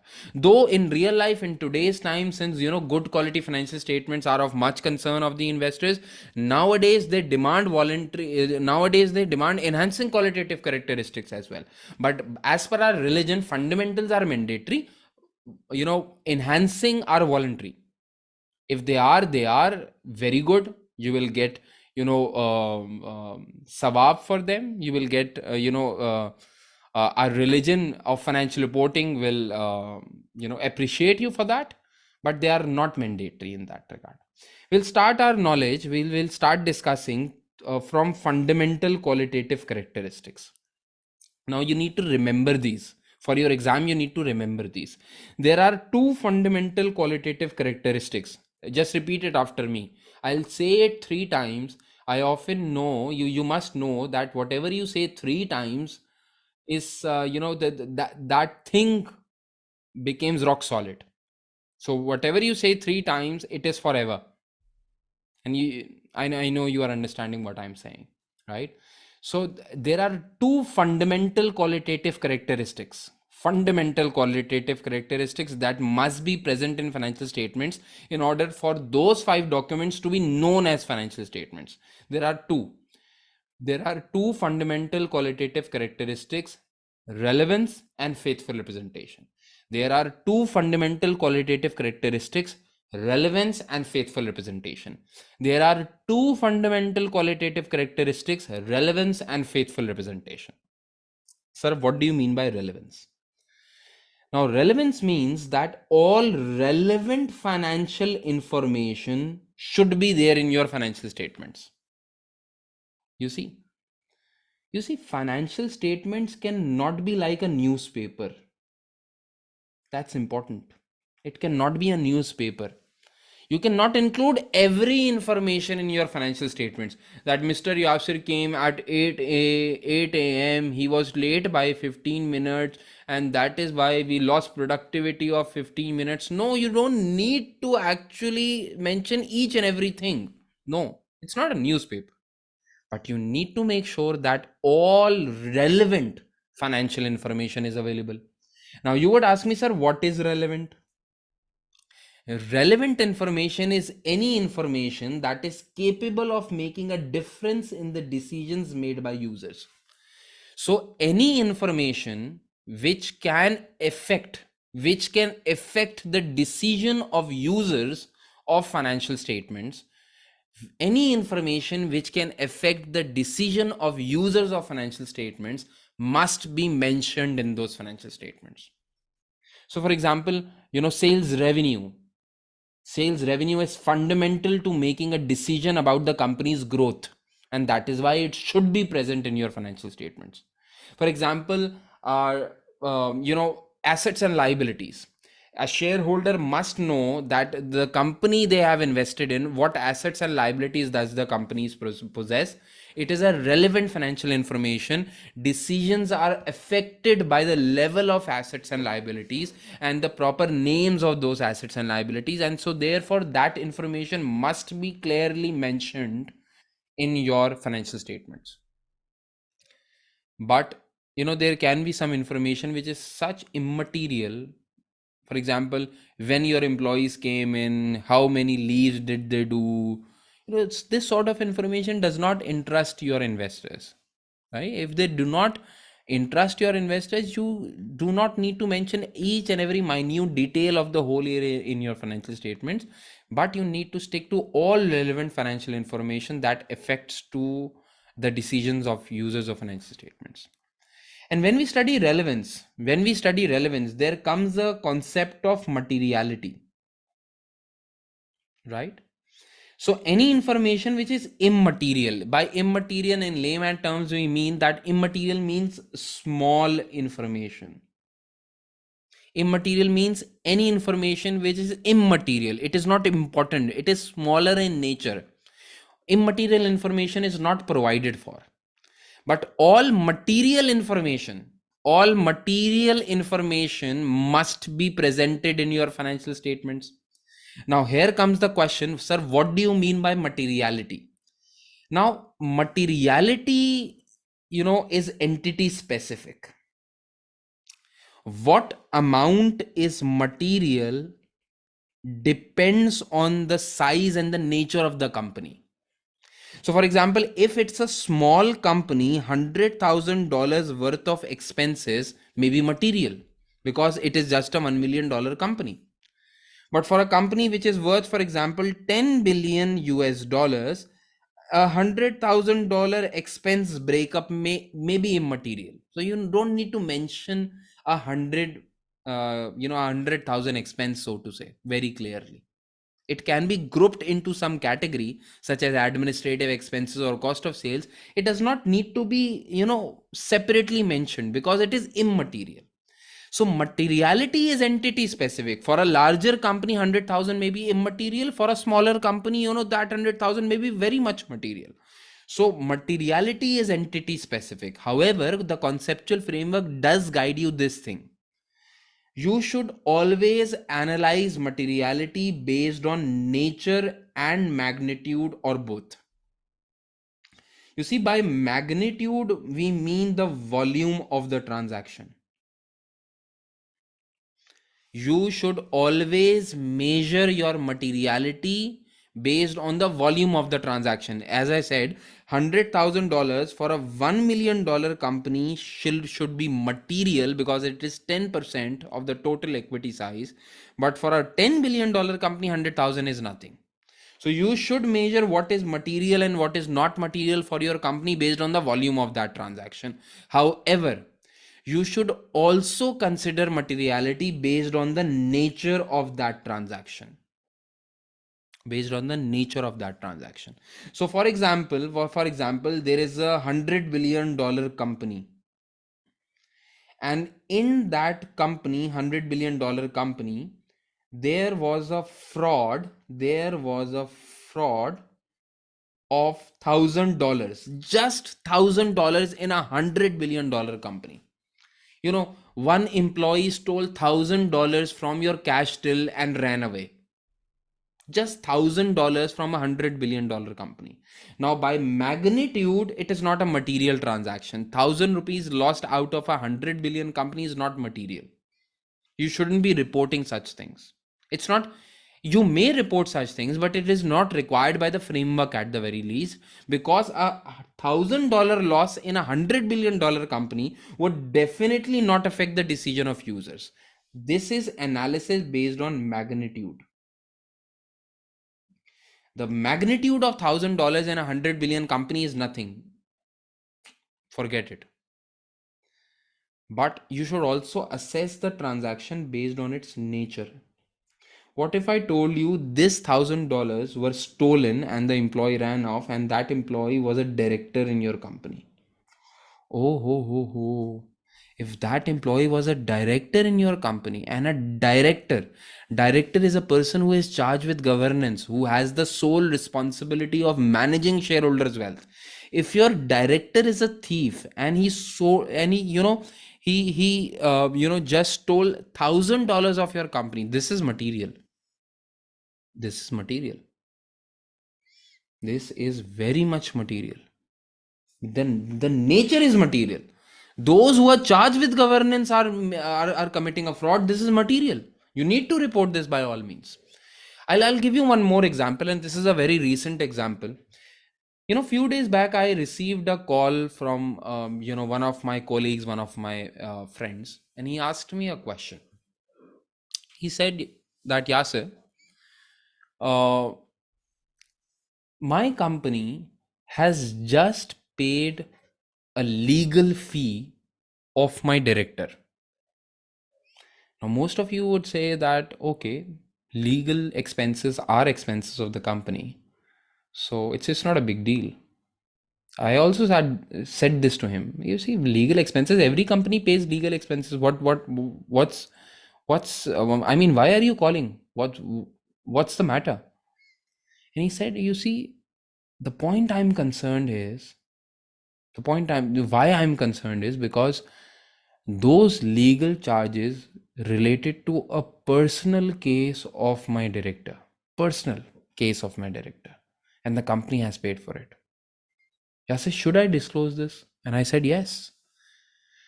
Although the amount was maybe not material in terms of size of the company, because it is a personal expense which is not part of a remuneration package of the director, and a personal drawing has been made for the director. By the nature of it, it is material. It needs to be reported. It needs to be reported. Make sense? So this is how we go by it. All relevant information must be reported in financial statements, and you should take care of materiality. Materiality is assessed in terms of magnitude and also nature. And I mean, you should consider both. All right. Okay, faithful representation. The other fundamental qualitative characteristic is, number one was, you should provide all relevant information, all relevant financial information. The other fundamental qualitative characteristic is that all relevant financial information must be faithfully represented. These both of them are connected. You just not need to report relevant financial information, but you need to faithfully report them. And how do you know that if financial information is being faithfully represented? You have to make sure of three characteristics. Whatever information you report must be complete. Three characteristics, just learn it after me. Complete, neutral, free from error. Complete, neutral, free from error. Complete, neutral, free from error. Faithful representation means that whatever information you report should be complete. By complete, we mean that proper classification of assets and liabilities must be done. So, for example, for assets, you should give proper classification of what is a non-current asset, what is a current asset, what is a tangible asset, what is an intangible asset. For liabilities, you should do the same. This is completeness of information. So not just assets and liabilities, all relevant information should be reported. Sir, assets and liabilities are relevant, we should report them. You also need to report them faithfully. Proper classification of assets and liabilities, specific, capital reserves and revenue reserves should be specifically mentioned in your statement of changes in equity. Operating activities, investing activities, financing activities should be presented in your statement of cash flows. This is completeness of information. Any information that you report should be neutral. It should be free from bias. You should not be selective in your implementation of IAS and IFRS. You cannot say, sir, I will follow IAS 16, but I will not follow IAS 23. It doesn't make any sense. Either you follow all IAS or IFRS, or you don't follow anyone. Even if you don't follow one IAS or IFRS, it is equivalent to the fact that you're not following any IAS or IFRS. So there should be neutrality. Completeness, neutrality, free from and free from error. By free from error, we mean it should be reasonably accurate. Nothing in this world is absolutely accurate. No auditor, no accountant can confirm that whatever information I'm reporting is 100% accurate. Why is that? Because accountants use judgments and estimates. Now you will be using judgments and estimates are prone to errors. That is okay, but there should not be any material errors. You should be reasonably accurate. That is faithful representation. So we have learned two fundamental qualitative characteristics, and you have to learn this by heart. Learn this by heart. Relevance and faithful representation. Relevance means all relevant information should be reported, considering materiality in terms of nature and magnitude both. Faithful representation, complete, neutral, free from error. These two conditions. Now, like I just told you, there are some fundamental qualitative characteristics, and there are also some enhancing qualitative characteristics. Enhancing. Now, sir, what do you mean by enhancing qualitative characteristics? There are four enhancing qualitative characteristics. Very easy. Number one is comparability. It is good that you present your financial statements in a manner that your financial statements are comparable with past years and other companies. What is an enhancing qualitative characteristic? Comparability. Your financial statements should be made in a manner that they are consistent. They should be made in a manner that they are comparable with past years. They should be made in a manner that they follow IAS and IFRS with such consistency that it is comparable with other companies as well. You know how financial statements are made nowadays? But if, for example, if you're preparing financial statements for 2023, you would also be reporting past year data for 2022. At least you report 1 year back, one past year as well. Why do we do this? Due to comparability. In order to meet enhancing qualitative characteristic of comparability, we report one previous year as well for all sales, whole P&L, whole balance sheet, whole cash flow. We give a past year as well so that the financial statements are more comparable, and it is solely due to the requirement of enhancing qualitative characteristic of comparability.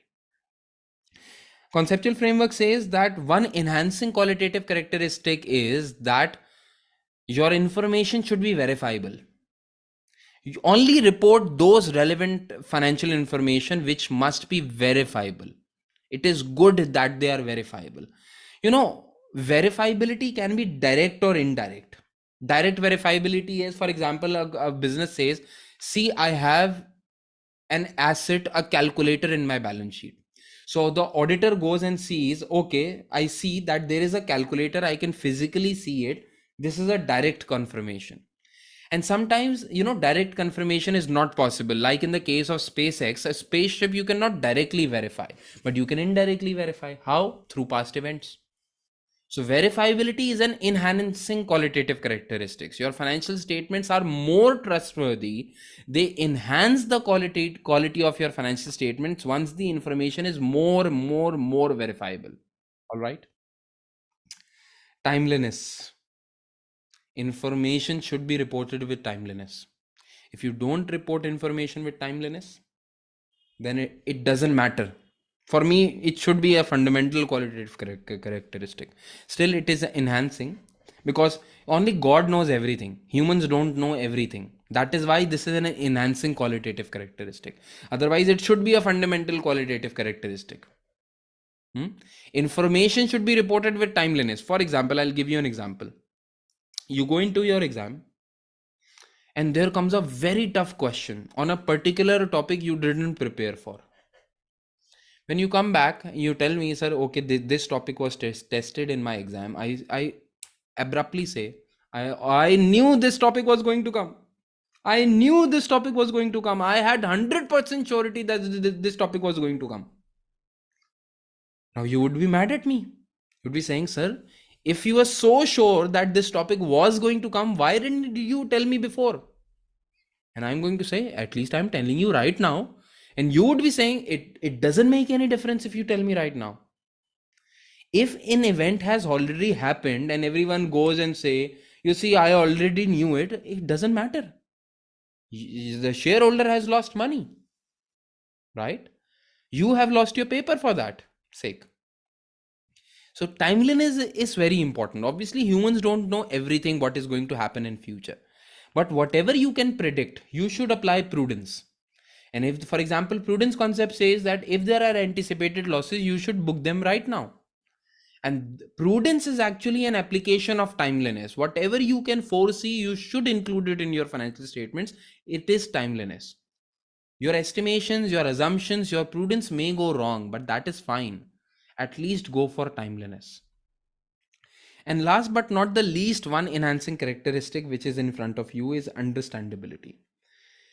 Financial statements should be prepared in a manner that anyone who has reasonable knowledge of business and economic activities is able to understand your financial statements. Do not the conceptual framework actually discourages you to include so many terminologies and so many mnemonics in your financial statements that only you can understand and nobody else can understand.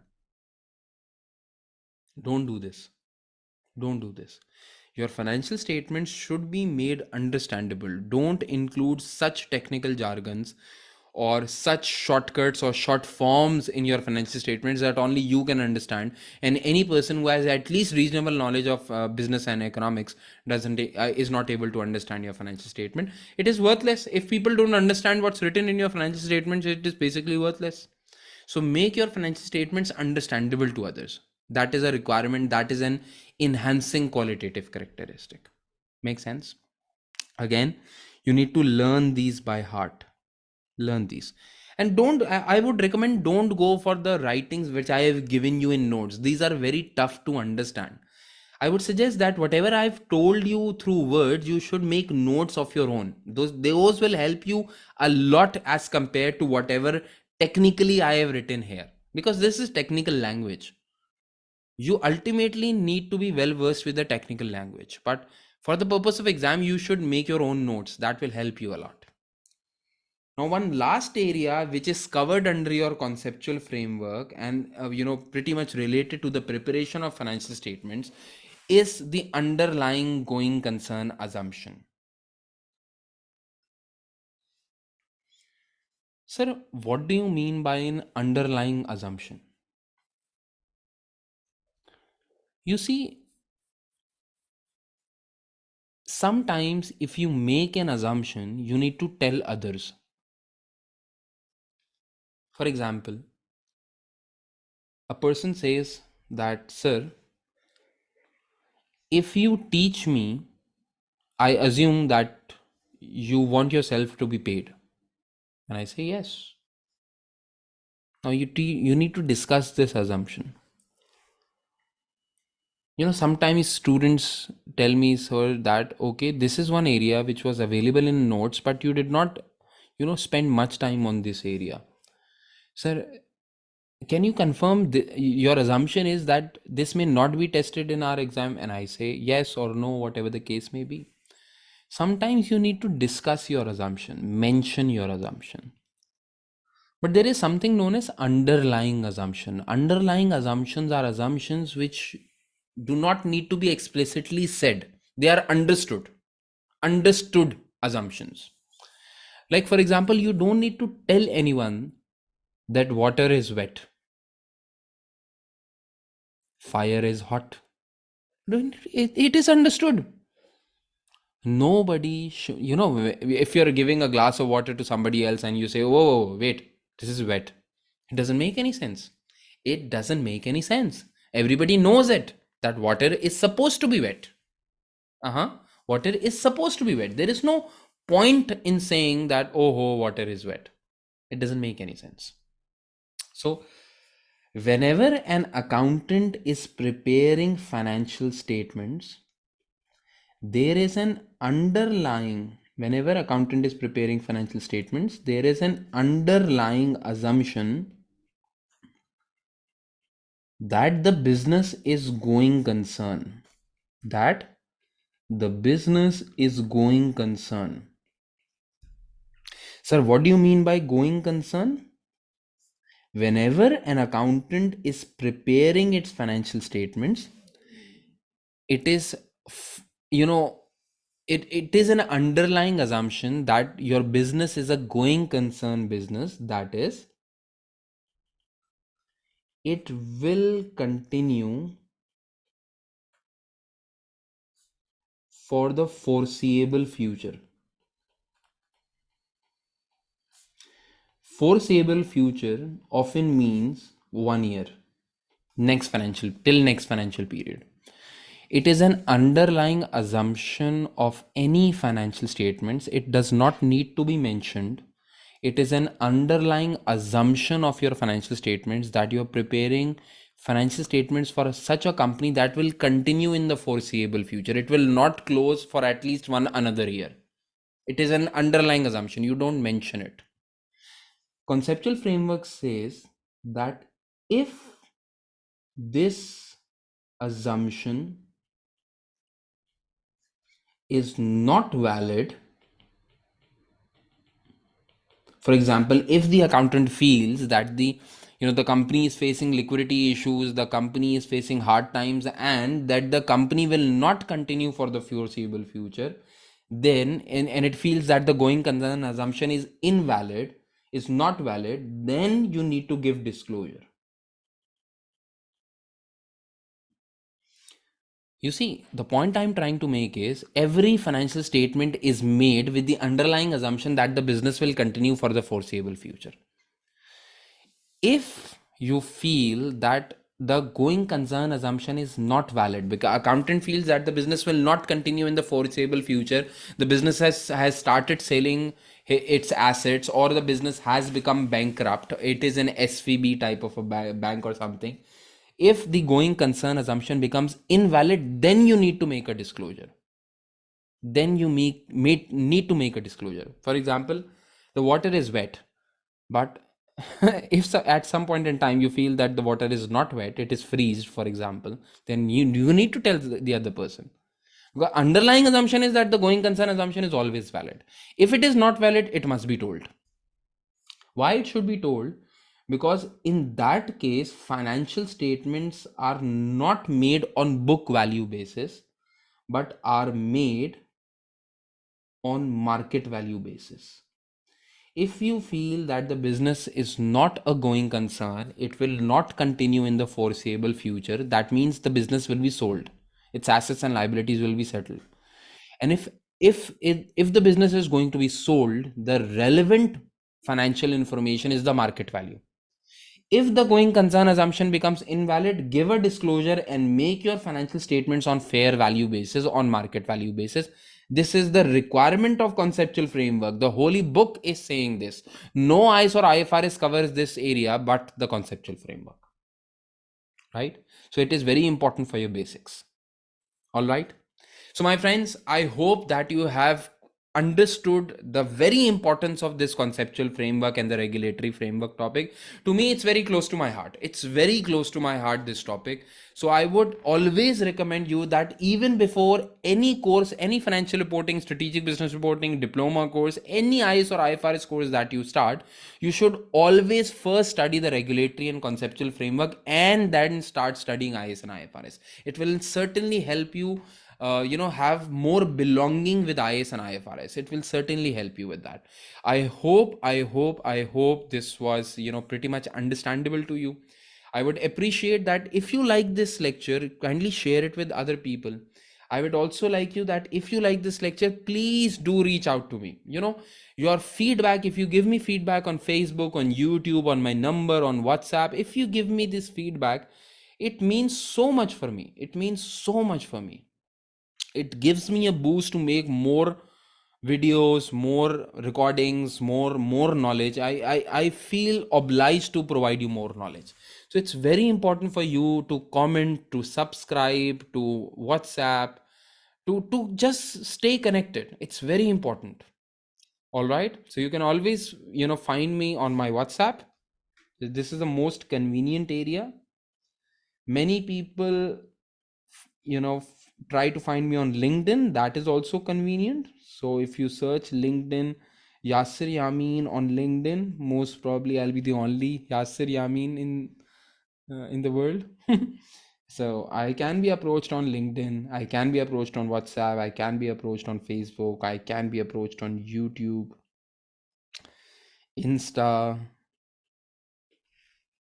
Just stay connected. That is what I want. All right. So thank you very much for all this time. I hope this serves you well. I'll see you inshallah in future. Take care of yourself. Thank you.